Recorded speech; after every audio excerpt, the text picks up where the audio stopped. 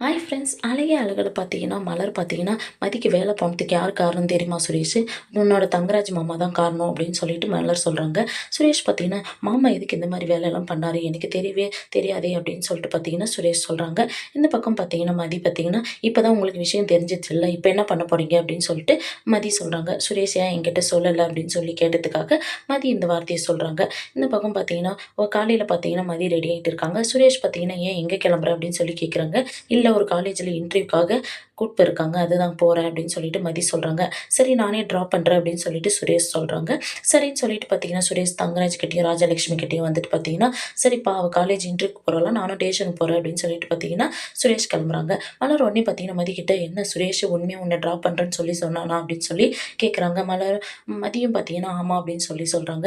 சுரேஷ் பார்த்தீங்கன்னா, சரி கிளம்பலாமா அப்படின்னு சொல்லிட்டு மதிய கூப்பிடுறாங்க. மதியம் பார்த்தீங்கன்னா, போயிட்டு வண்டியில ஏறி உட்கார்றாங்க. ராஜலட்சுமி பார்த்தீங்கன்னா, மலர் பின்னாடி வந்துட்டு, "என்ன மலரு 2 பேரும் ஒண்ணு சேர்ந்துருவாங்களா?" அப்படின்னு சொல்லி கேட்குறாங்க. மலர் பார்த்தீங்கன்னா ஷாக் ஆகுறாங்க. இந்த சீரியல் எப்படி இருந்தா நல்லாயிருக்கும்னு சொல்லி கமெண்ட் பண்ணுங்க. இந்த வீடியோ பிடிச்சிருந்தா லைக் பண்ணுங்க, ஷேர் பண்ணுங்க, சப்ஸ்கிரைப் பண்ணுங்க. Thank you.